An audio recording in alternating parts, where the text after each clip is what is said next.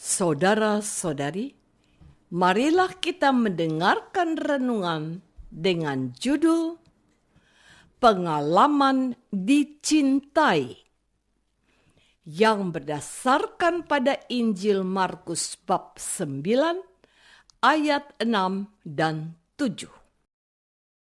Petrus berkata demikian sebab tidak tahu apa yang harus dikatakannya, karena mereka sangat ketakutan. Maka datanglah awan menaungi mereka, dan dari dalam awan itu terdengar suara, "Inilah anak yang kukasihi, dengarkanlah dia." Dalam nama Bapa dan Putra dan Roh Kudus. Amin. Saudara-saudari terkasih dalam nama Tuhan Yesus Kristus. Para murid mempunyai banyak pengalaman yang indah dan menyenangkan saat mereka hidup bersama Yesus.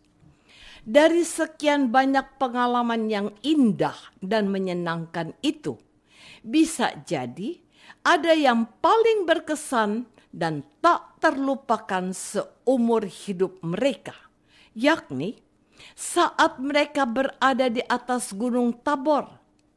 Peristiwa di atas Gunung Tabor adalah peristiwa Yesus berubah rupa di depan mata para muridnya, yakni Petrus, Yakobus, dan Yohanes.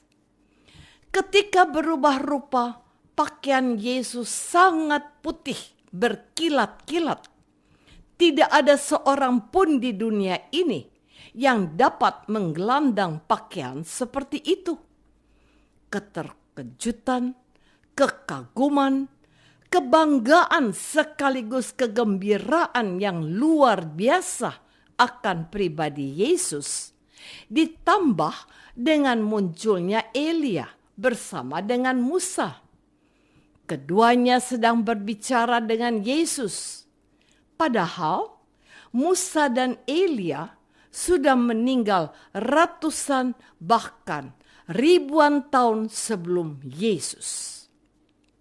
Kedua orang ini adalah tokoh besar dalam sejarah Israel. Kita semua mengetahui bahwa Musa adalah pemimpin yang membawa orang Israel keluar dari perbudakan Mesir.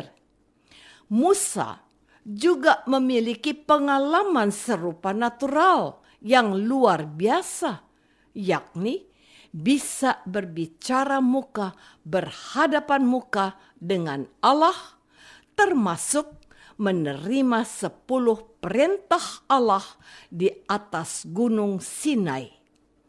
Sementara Nabi Elia mengalahkan 450 Nabi Baal.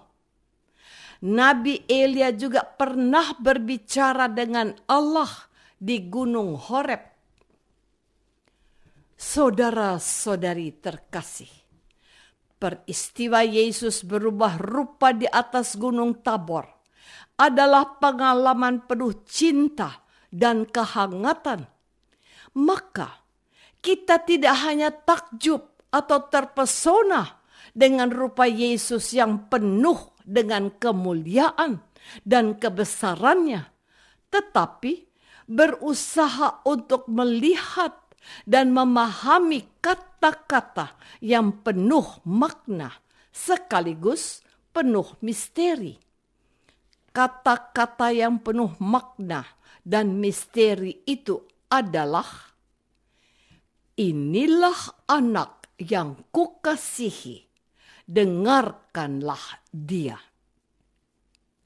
Kata-kata itu mengandung makna bahwa Yesus sangat dicintai oleh Allah Bapa, melebihi semua manusia yang pernah hidup di muka bumi ini.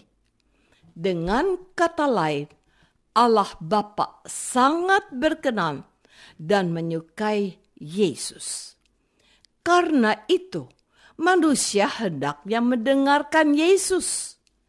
Namun, Selain itu, kata-kata "inilah anak yang kukasihi" mengandung misteri, pesan tersembunyi bahwa sebagai orang yang sangat dikasihi Allah, Yesus akan menghadapi banyak masalah termasuk penderitaan dan wafat secara kejam dan tidak manusiawi. Saudara-saudari terkasih, pengalaman Yesus dicintai oleh Allah yang diungkapkan secara jelas dan terbuka di atas Gunung Tabor dengan mengatakan, "Inilah anak yang kukasihi," tidak membuat Yesus bebas dari penderitaan, masalah, dan kematian. Sebaliknya, perkataan "inilah anak yang kukasihi" justru membuat Yesus berani dan kuat menerima tugas yang dia terima dari Allah. Tugas yang Yesus terima dari Allah itu memang tidak mudah.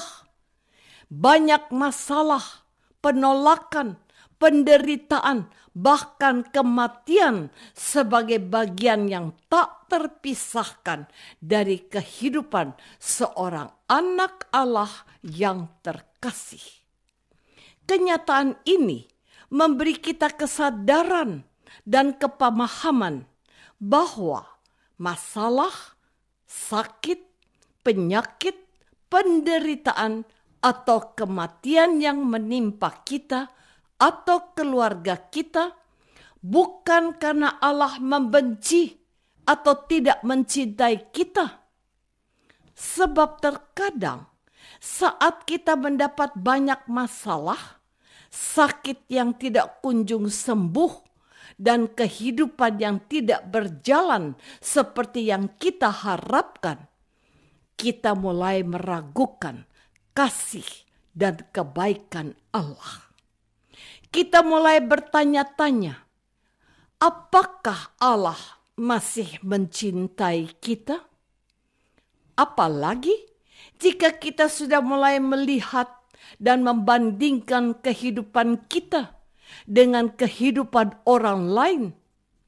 Mengapa orang itu hidupnya lebih baik dari saya?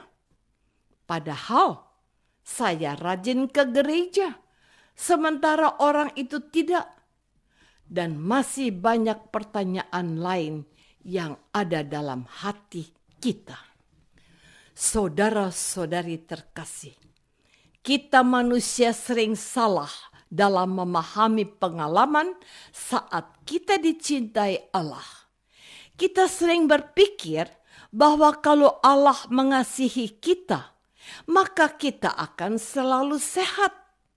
Hidup kita baik, masalah semakin berkurang, dan bebas dari sakit dan penyakit. Sementara kalau Allah tidak mengasihi kita, maka hidup kita penuh dengan kesusahan, masalah semakin bertambah, sakit dan penyakit datang silih berganti. Kita lupa bahwa sakit, penyakit, masalah dan kematian tidak selalu terkait dengan dosa dan kejahatan seseorang.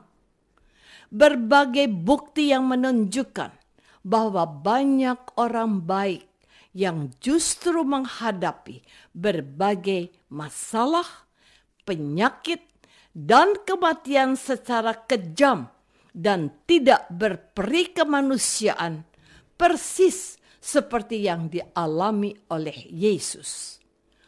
Orang-orang kudus, baik pria maupun wanita dari berbagai negara dan usia, rela menghadapi berbagai masalah, penderitaan, dan kematian karena telah mengalami pengalaman dicintai. Yang terbaru adalah Santo Carlo Acutis, seorang remaja asal Italia berusia 15 tahun. Santo Carlo Acutis telah lama mengidap penyakit leukemia. Penyakit ini membuat Carlo hidup menderita selama bertahun-tahun. Namun, penderitaan itu dijalani oleh Carlo dengan tulus dan rasa cinta yang besar kepada Allah. Apakah kita sudah berusaha membagikan kasih Allah sehingga anggota keluarga dan sesama dapat mengalami pengalaman dicintai? Marilah kita berdoa. Tuhan Yesus Kristus, Engkau telah dicintai Allah sehingga mendorongmu untuk rela dan kuat menghadapi masalah, penderitaan, dan kematian. Kami mohon, penuhi kami dengan kasih-Mu dan yakinkan kami bahwa Engkau mencintai kami, sehingga kami tidak takut menderita dan berkorban. Doa ini kami persembahkan dalam nama Yesus, Tuhan dan pengantara kami. Amin.